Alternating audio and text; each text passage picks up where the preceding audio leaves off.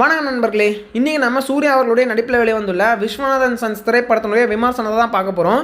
இந்த திரைப்படத்தினுடைய பிளாட் என்னன்னு சொல்லி கேட்டிங்கன்னா, நம்ம சூர்யா அவர்கள் ஒரு குழந்தை ஒன்று பெற்றுக்கிறாரு. அதாவது கல்யாணம் பண்ணாமல் வேறொரு முறையில் ஒரு குழந்தை ஒன்று பெற்றுக்கிறாரு. அந்த குழந்தைக்கு ஒரு ஆப்ரேஷன் பண்ணணுங்கிற மாதிரி சொல்லிடுறாங்க.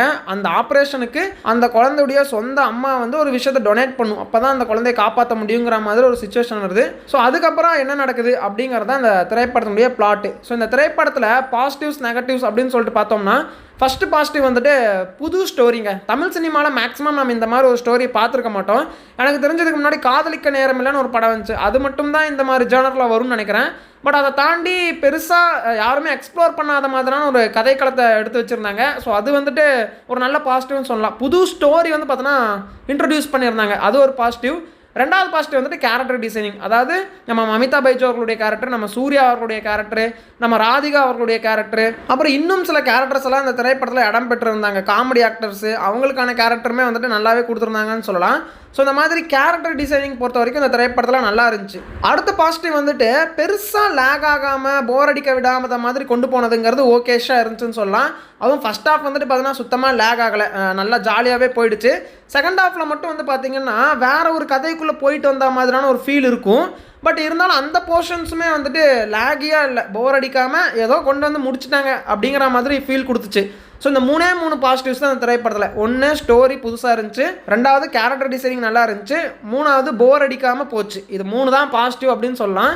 மற்றபடி இந்த திரைப்படத்தில் நெகட்டிவ்ஸ் தான் ஃபுல்லாக இருக்குன்னு சொல்லி ஆகணும். என்னென்னா, ஃபஸ்ட்டு வந்துட்டு இவங்க கிட்ட ஒரு ப்ராப்பரான ஸ்க்ரீன் பிளேவே இல்லை அப்படின்னு தான் சொல்லி ஆகணும். இவர்கிட்ட அந்த டேரக்டர் வெங்கி அட்லூரி அப்படிங்கிறவர், அவர்கிட்ட வந்துட்டு ஒரு ஐடியா இருந்திருக்கு, அவ்வளோதான். அதாவது தன்னோட 20 வயசு சின்ன பொண்ணு தன்னை காதலிக்கிறேன்னு சொன்னால் அந்த மனுஷன் எப்படி ரியாக்ட் பண்ணுவான், அவனுடைய வாழ்க்கையில் என்னென்ன சேஞ்சஸ் நடக்கும் அப்படிங்கிற அந்த ஐடியா மட்டும்தான் அவர்கிட்ட இருந்திருக்கே தவிர அதை முழு படமாக எடுக்கிறதுக்கான அந்த ஸ்க்ரீன் பிளே வந்துட்டு பார்த்தோன்னா அவர்கிட்ட இல்லை அப்படிங்கிறது தான் உண்மை.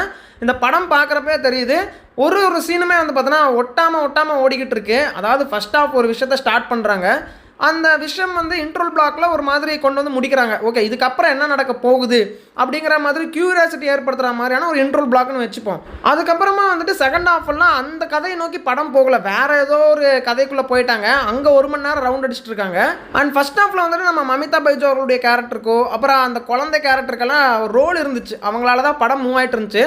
செகண்ட் ஹாஃப்லாம் அவங்க காணாமல் போயிட்டாங்க. ஒரு 1 மணி நேரத்துக்கு மேலே அந்த அமிதாப் பச்சன் அவர்களுடைய கேரக்டரே நம்மளால் பார்க்க முடியாது, காணாமல் போயிடுவாங்க. அந்த ரேஞ்சுக்கு வந்து பார்த்தீங்கன்னா அவங்களுக்கெல்லாம் செகண்ட் ஹாஃபில் சுத்தமாக ரோலே இல்லை, வேறு ஏதோ ஒரு கதைக்குள்ளே போயிட்டு வந்த மாதிரி இருந்துச்சு. ஸோ இந்த மாதிரிலாம் எதுக்கு இவங்க பண்ணுறாங்கன்னு சொல்லிட்டு தெரியல. அதாவது 20 வயசு சின்ன பொண்ணு தன்னை காதலிக்கிறேன்னு சொன்னால் எப்படி இருக்கும் அப்படிங்கிற அந்த ஒரு கதை கருவை மட்டும் எடுத்து ஃபுல் படமாக அதையவே பண்ணியிருந்தாங்க அப்படின்னா அது ஒரு இன்ட்ரெஸ்டிங்கான படமாக இருந்திருக்கும். ஆனால் செகண்ட் ஹாஃபில் நான் குடும்பத்தை சேர்த்து வைக்கிறேன், பிரிஞ்சு போன குடும்பத்தை சேர்த்து வைக்கிறேன்னு சொல்லிட்டு எதோ மாதிரிலாம் கதை போயிடுச்சு. அண்ட் அது பெருசாக படத்துக்குமே தேவைப்படல, கதைக்குமே சுத்தமாக தேவைப்படல. சும்மா சீரியல் ஓடிட்டு இருந்துச்சுன்னா எப்படி இருக்கும் அந்த மாதிரியான ஒரு ஃபீல் தான் கொடுத்துச்சுன்னே சொல்லலாம். அதே மாதிரி தான் ஸ்டார்டிங்கில் வந்துட்டு அவர் கன்னெல்லாம் ஷூட் பண்ணுறாரு, அவர் வந்துட்டு ஷூட்டிங்கில் ஒலிம்பிக்ஸ்லலாம் மெடல் வாங்கியிருக்காருங்கிற ரேஞ்செலாம் சொல்கிறாங்க. அந்த ஒரு விஷயமுமே படத்துக்கு தேவைப்படலை. அப்புறம் நிறையா தேவையில்லாத சீன்ஸ் எல்லாம் வந்துட்டு பார்த்தோன்னா லென்த்தாக எடுத்து வச்சுருந்தாங்க நண்பர்களே. ஒரு சில காமெடி சீக்வன்ஸ் எல்லாம் சுத்தமாக ஒர்க் அவுட்டே ஆகலை. ஆனால் அந்த காமெடி சீன்லாம் 10 நிமிஷத்துக்கு ஓடுது. அதுவும் ஃபைட்டெல்லாம் இந்த திரைப்படத்தில் எதுக்கு வந்துச்சு, ஏன் வந்துச்சு, ஒரு வெங்காயமும் புரியல. 2 ஃபைட் சீன் இருக்குது, ரெண்டுமே வந்துட்டு தேவையில்லாத ஃபைட் சீக்வன்ஸ் தான். அதாவது நம்ம சூர்யா அவர்கள் நடிச்சிருக்காரு, அவருடைய திரைப்படத்தில் ஃபைட்டு வேணும் இல்லையா அப்படிங்கிறதுக்காக ஃபோர்ஸ்ஃபுல்லாக வச்சுருக்காங்க. இதே வேறு ஹீரோ ஏதோ சின்ன ஹீரோஸ் யாராவது நடிச்சிருந்தாங்கன்னா அந்த ஃபைட் சீக்வன்ஸை வச்சிருக்க மாட்டாங்கன்னு நினைக்கிறேன். அதுக்கப்புறம் டியூரேஷன்லாம் வந்துட்டு பார்த்தீங்கன்னா 3 hours ப்ளஸ் ஓடிச்சு. ஸோ அவ்வளோ டியூரேஷன்லாம் அந்த திரைப்படத்துக்கு தேவையில்லை. என்ன தான் வந்துட்டு லேக் இல்லாமல் போர் அடிக்காமல் கொண்டு வந்தாலுமே இருந்தாலும் ஓரளவுக்கு சலிப்பு தட்டுச்சு. அதாவது என்னடா இன்னும் இந்த படம் முடிய மாட்டேங்குதே, போயிட்டே இருக்குதே அப்படிங்கிற ஃபீல் வந்து பார்த்தீங்கன்னா கொடுத்துச்சு. அண்ட் 3 மணி நேரம் காட்டுற அளவுக்குலாம் இந்த திரைப்படத்தில் கதையை தாங்காது அப்படின்னு தான் சொல்லி ஆகணும். ஒரு சின்ன பொண்ணு, ஒரு இம்மெச்சூர்டான ஒரு பொண்ணு வந்துட்டு பார்த்திங்கன்னா ஒரு மெச்சூர்டான ஆணுடைய வாழ்க்கையில் வராங்க. அவங்க என்னென்னலாம் கலாட்டா பண்ணுறாங்க, இது மேக்ஸிமம் 2 மணி நேரம் தான் தாங்கும். அப்புறம் அப்படியே கொஞ்சம் ஃபேமிலி சென்டிமெண்ட்டு சாங்ஸ் எல்லாம் போட்டோம்னா 2.5 மணி நேரம் வரைக்கும் இந்த கதையை கொண்டு வரலாம். அவ்வளோதான் வந்து பார்த்திங்கன்னா இந்த கதைக்கே அவ்வளோதான் தாக்கு பிடிக்க முடியும். 3 மணி நேரம்லாம் வந்துட்டு பார்த்தீங்கன்னா சுத்தமாகவே தாக்கு பிடிக்கல.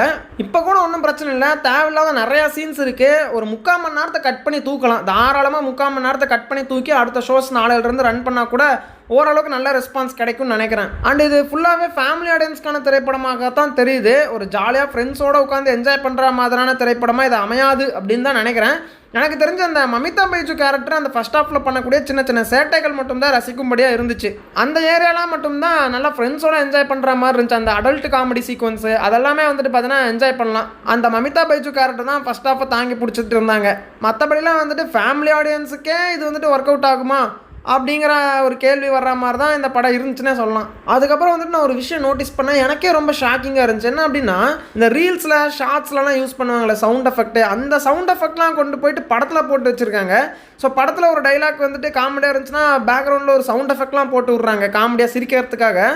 இதெல்லாமாடா சினிமாவில் பண்ணணும் அப்படிங்கிற மாதிரி தான் ஃபீல் ஆச்சு. ஏன்னா ஒரு ரீல்ஸ்லையோ ஷார்ட்ஸ்லையோ அதெல்லாம் போடுறோம் அப்படின்னா சும்மா சிரிப்பு வர்றதுக்காக போடுவாங்க. ஆனால் ஒரு படம் சினிமாலே வந்துட்டு பார்த்தா அந்த மாதிரி சவுண்ட் எஃபெக்ட்ஸ்லாம் போட்டு தான் சிரிப்பு வர வைக்கணுமாங்கிற மாதிரி ஃபீல் ஆச்சு. அதெல்லாம் தவிர்த்துருக்கலாம். இவங்க யாரோட ஐடியான்னு தெரியல, அந்த சவுண்ட் எஃபெக்ட்ஸ்லாம் யூஸ் பண்ணி வச்சுருக்காங்க.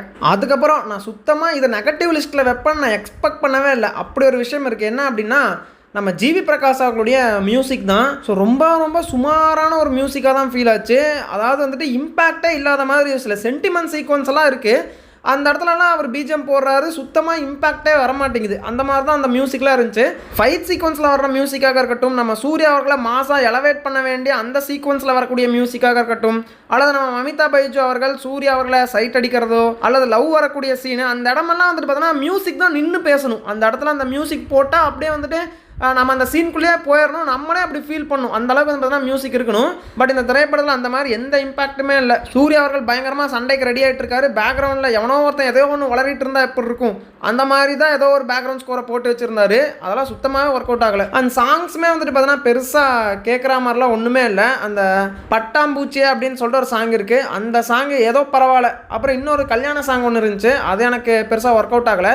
அண்ட் மியூசிக் வந்துட்டு பார்த்தீங்கன்னா இந்த படம் ரொம்ப ரொம்ப பிலோ ஆவரேஜ் தாங்க மியூசிக்லாம். நம்ம ஜிவி பிரகாஷ் அவர்களுடைய முந்தைய படமெல்லாம் கம்பேர் பண்ணால் இது ஒன்றுமே இல்லை. ஏனோ தோணுன்னு மியூசிக் போட்ட மாதிரி தான் அவர் போட்டு வச்சிருந்தார். ஆக மொத்தத்தில் நண்பர்களே, நெகட்டிவ்ஸ்ன்னு பார்த்தீங்கன்னா ஃபர்ஸ்ட் ஹாஃப் ஒரு கதை, செகண்ட் ஹாஃப் ஒரு கதைன்னு சொல்லலாம். தேவையில்லாமல் நிறையா சீக்வன்சஸ்ஸு, காமெடியே இல்லாமல் காமெடி சீன்ஸு, அப்புறம் தேவையே இல்லாத ஃபைட் சீக்வன்ஸு, அப்புறம் மியூசிக்குமே சுமாராக தான் இருக்குன்னு சொல்லிட்டு ஏகப்பட்ட நெகட்டிவ்ஸ் வந்துட்டு இந்த திரைப்படத்தில் இருக்குன்னே சொல்லலாம். சரி, ஃபைனலாக என்னதான் ப்ரோ சொல்ல வரீங்க, விஸ்வநாதன் சன்ஸ் பார்க்கலாமா வேண்டாமான்னு சொல்லி கேட்டிங்கன்னா அது உங்கள் இஷ்டம் தான். நான் வந்துட்டு என்னோடய ரிவ்யூ சொல்லியாச்சு. எனக்கு வந்துட்டு பிலோ ஆவரேஜாக தான் படம் ஃபீல் ஆகுது. இல்லை அப்புறம் நான் சூர்யா அவர்களுக்காக நான் பார்க்கணும்னு நினைக்கிறேன்னு நினச்சிங்கன்னா தாராளமாக ஒன் டைம் வாட்சபிள் ஃபிலிம் அப்படின்னு சொல்லலாம். ஆனால் நான் வந்துட்டு இந்த திரைப்படத்தை ரொம்பவுமே நம்பி இருந்தேங்க. ஏன்னா இதுக்கு முன்னாடி வந்த கருப்பு திரைப்படம் பயங்கரமான ஒரு பிளாக் பஸ்டர் அமைஞ்சது நம்ம சூர்யா அவர்களுக்கு. சரி, ஓகே, கம்பேக் கொடுத்துட்டாரு, இனி தொடர்ந்து வேறு லெவலில் மாஸ் பண்ணுவார் தான் எக்ஸ்பெக்ட் பண்ணேன். ஏன்னா கருப்பு திரைப்படமும் ஒரு பிளாக் பஸ்டர் ஆகிடுச்சு. இப்போ ரிலீஸ் ஆன விஸ்வநாதன் சன்ஸுமே ஒரு நல்ல படமாக அமைஞ்சிருச்சுன்னா அடுத்து வரக்கூடிய அந்த சூர்யா 47 அந்த திரைப்படத்தின் மேலே எனக்கு ரொம்ப நம்பிக்கை இருக்குது. அந்த படமுமே பிளாக் பஸ்டர் ஆச்சுன்னா ஹேட்ரிக் ஹிட்டு நம்ம சூர்யா அவர்களுக்கு கிடைச்சிரும் அப்படின்னு சொல்லிட்டு ரொம்ப ஈகராக வெயிட் பண்ணிருந்தேன். பட் அந்த எக்ஸ்பெக்டேஷன்ஸ் எல்லாம் உடச்சி விட்டுருச்சு இந்த விஸ்வநாதன் சன்ஸ் திரைப்படம் அப்படின்னு தான் சொல்லி ஆகணும். இன்னும் பெட்டராக ஸ்க்ரீன் ப்ளே பண்ணியிருக்கலாம். ஒரு நல்ல ஸ்டோரி, நல்ல தீம் இருந்துச்சு. இன்னும் கொஞ்சம் நல்லா பெட்டராக ஸ்க்ரீன் ப்ளே பண்ணியிருந்தா இந்த படம் ஒரு அபோவ் ஆவரேஜ் லிஸ்ட்லேயே அது வந்திருக்கும். ஆனால் அதை பண்ணாமல் விட்டதுனாலே பிலோ ஆவரேஜில் போய் நின்றுச்சு அப்படின்னு தாங்க சொல்லி ஆகணும். ஸோ இந்த ஒரு திரைப்படத்துக்கு என்னோட ரேட்டிங்ஸ் என்னன்னா 5/10. ஸோ நீங்கள் இந்த விஸ்வநாதன் சன்ஸ் திரைப்படத்தை பார்த்துட்டிங்களா? உங்களுக்கு இந்த படம் பிடிச்சிருந்தா இல்லைன்னு சொல்லிட்டு மறக்காம கமெண்ட்டில் சொல்லிட்டு போங்க. உங்களை நான் அடுத்த வீடியோவில் சந்திக்கிறேன்.